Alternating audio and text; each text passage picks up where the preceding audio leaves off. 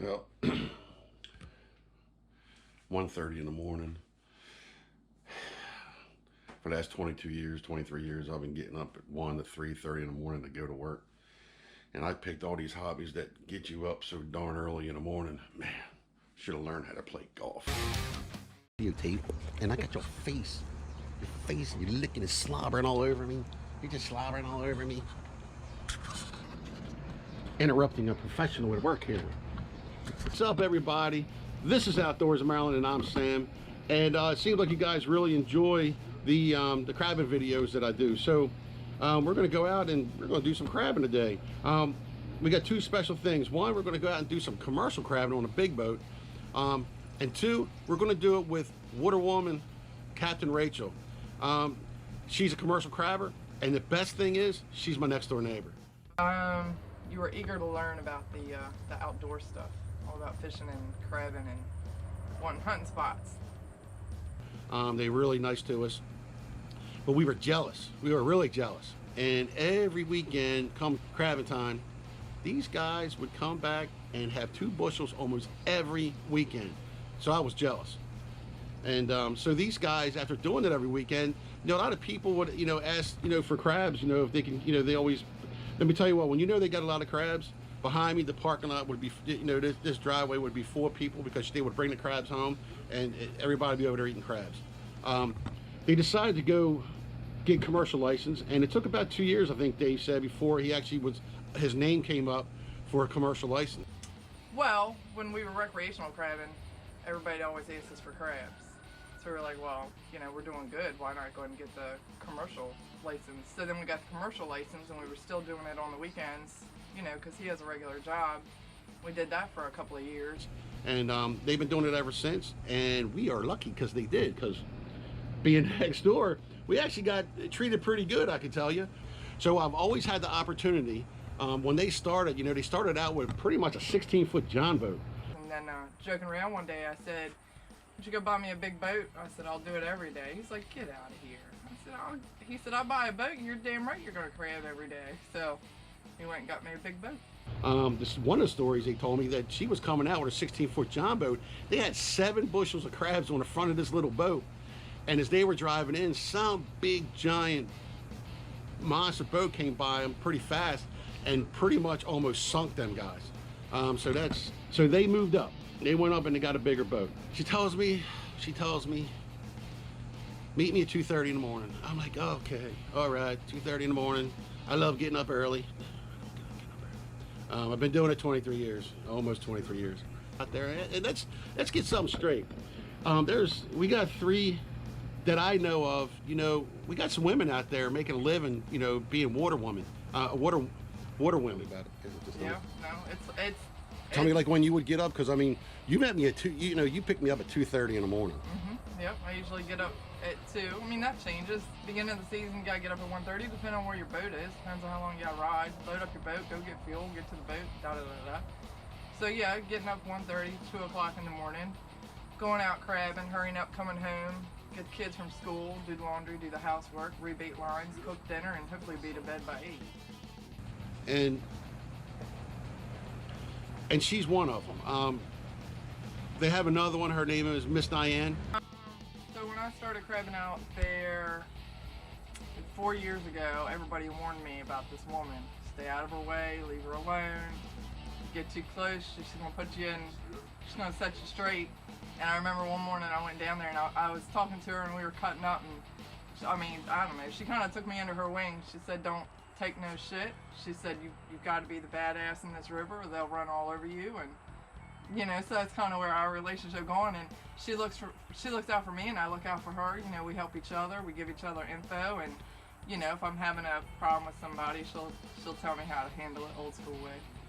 I wish I could have talked to her. I didn't think about it being a new kind of filmer. She was there when we came back, and I should have maybe talked to her or something like that. But she's been doing it for 30 years. She's been out on the water making a living crabbing for 30 years. That's amazing.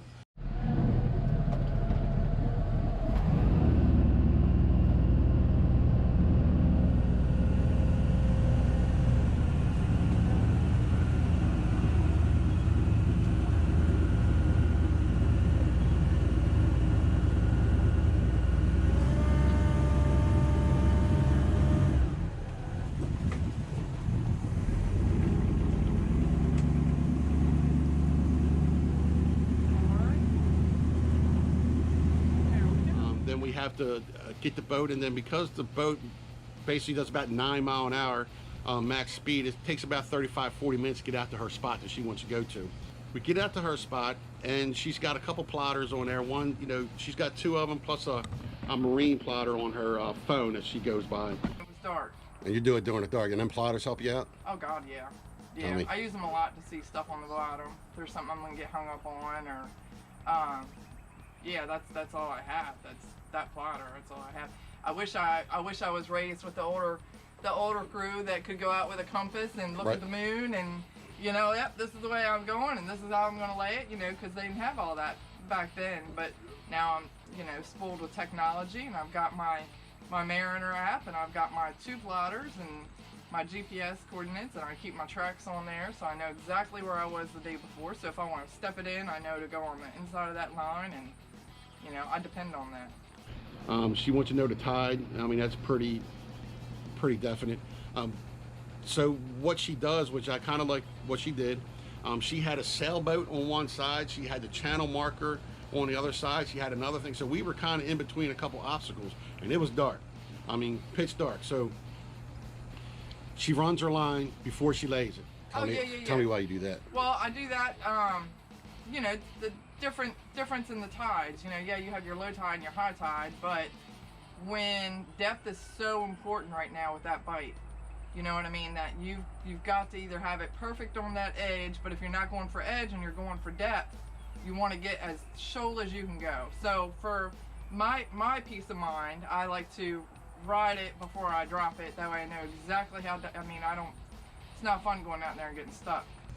Which I thought was cool. She kind of sees where she's at, how shallow she wants to go, and when the tide's out, you know, if she'll be okay when the tide gets out. Because if you make the wrong mistake and the tide goes out and you're in shallow water, and then all of a sudden your boat's sitting there aground, and we, you know, definitely don't want to do that.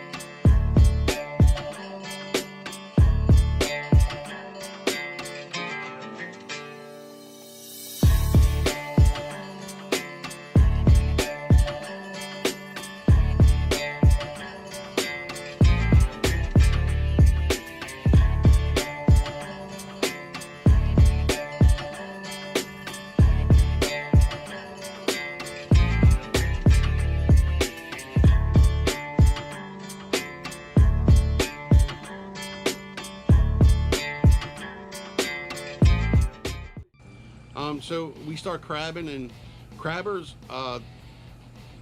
commercial crabbers are allowed to start, I think, 1 hour before sunrise. Now there's 2 different kind of commercial crabbers. If you come over to Bay Bridge, you'll see a lot of them little buoys and little like pot buoys. You know, they're pots, they're crab pots all over the bay. If you're going over to Bay Bridge, they're all over the place. You have different kind of levels of commercial crabbing. I think they're one of the lower levels where it means, I think you got unlimited amount of trout line you can run. Man, I hope I'm right about that. But they're only allowed 50 pots. So it's not worth them. I don't think it's worth to take the 50 pots.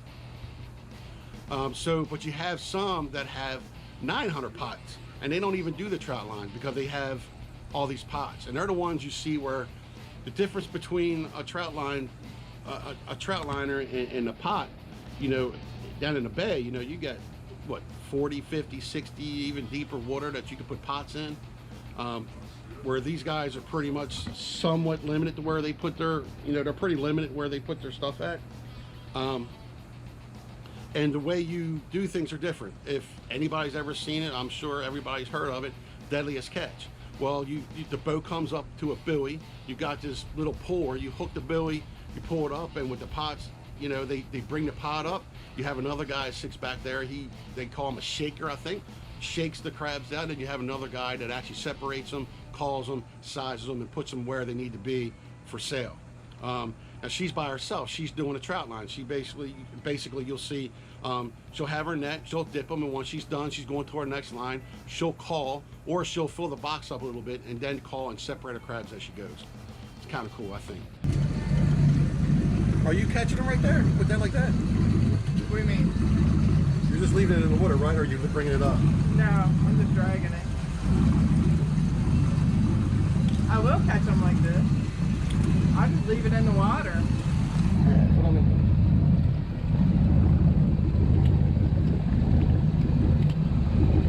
I'll have it up just enough to where I'm hitting the bottom of my bag. But you won't believe how many you catch that aren't even on the bag. You know what I mean? You can't feel them hit your net.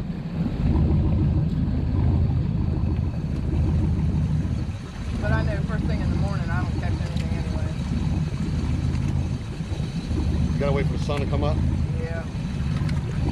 They like that sun right on them. Yeah, it's like a hand dipper. You ever thought about getting one of those? I have, but I've heard so many mixed reviews on them. Dippers stress the crabs. They don't live as long once you get them to the market or get them to where they're going.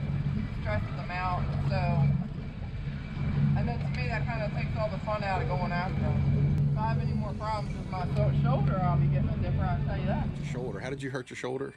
Crabbing, just dipping, doing stuff, you know, when you're first figuring it all out on your own. I mean, I didn't have him out there every day to show me the tips and tricks, and, you know, I was pulling all the anchors up, kind of goofy style, learning how to, you know, I was driving and dipping, but I was just using one arm instead of letting both hands kind of, you know, assist, so just wearing it out on dipping. So what did you do with your surgery? I had a torn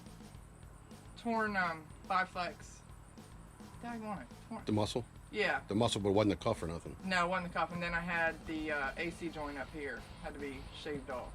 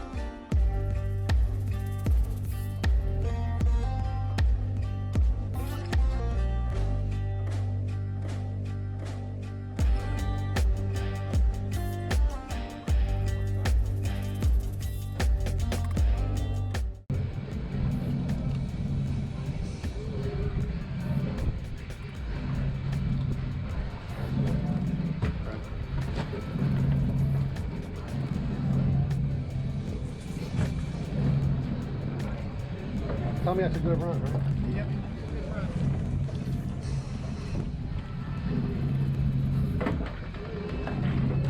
Almost every bait. Huh? Almost every bait.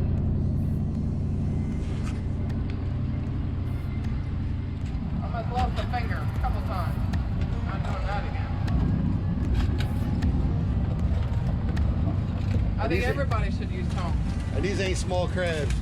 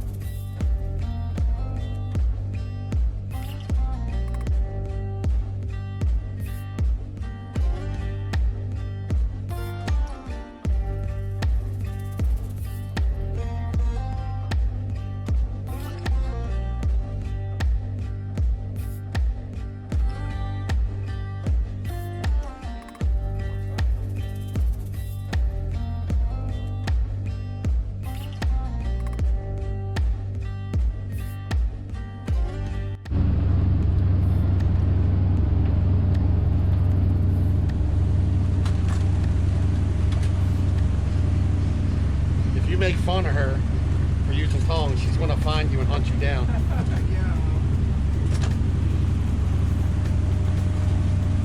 So many bone crushers, they don't let go. No, I had one got me real good, and I had the real good thick work gloves. Yeah. And I one got me, and I went poof, like a little, you know. But still, it's like when they pinch, it's a reaction. They just want to. Yeah. And the more you shake, the harder they bite.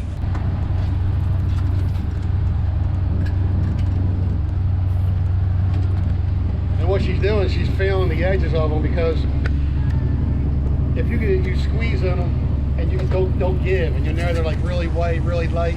You know, they're not really full. A lot of times, you know, we call them whiteys down here, right? Pretty much. Yep. And me and the wife, when we get them, we usually throw them back. We're gonna watch her do another run. That was a pretty good run, she said. They've been having a tough time down here, they said, but I told her I was gonna bring her good luck. The wife is praying I got real good luck today.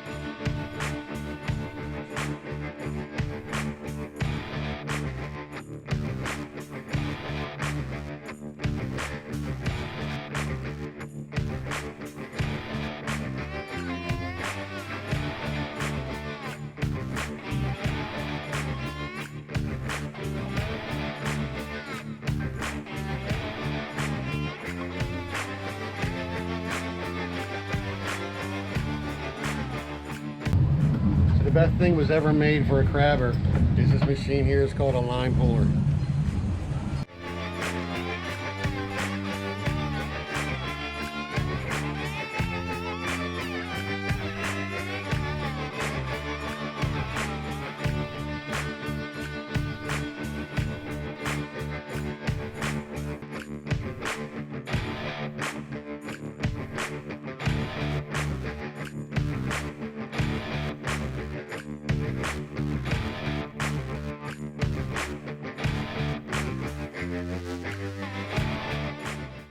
She kind of thought, I think she thought I was bored, but I wasn't.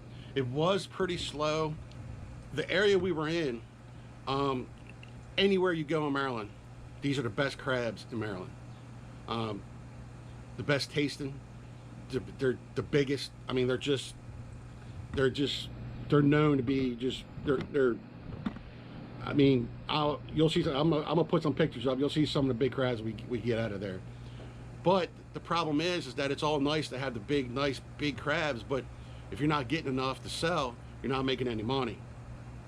So after that day, if you listen, I'm listening to the radio, and we will not say the dirty word that they were saying over there. There was one dirty word, and I think Rachel understands the dirty word I'm talking about. That these guys were struggling in this area. Last year they didn't show up so much, and when a commercial crabber is coming off the water at 7, 8 o'clock in the morning, that's not a good day. I think we finished up. We've ran the line a bunch of times. We were doing okay. She made money. She made some money that day. It was a tough day, but I think they finally decided that they're going to move the boat. For those nice monster crabs, and they're great crabs. And it's quality and quantity. You're trying to get the quality and quantity. Yeah, quantity is definitely what I'm going for versus quality. Right now, you know, it's just drying up, and last year the crabs never came in there, and I don't think they're going to come back in there this year. So I doubt I'll be moving back there this year. So they moved their boat. I'm waiting for her to give me some kind of report, because I think I'm gonna go back out with her again. I hope she lets me go back out with her again. She says I wasn't in her way. She did a great job. If you like the video, won't you subscribe? You know, there's a little bell there. Make sure you click that bell. That way, every time I upload a video, you can check it out. It'll let you know that that I'm setting one up. And you know, just get outside, Maryland. I appreciate the time.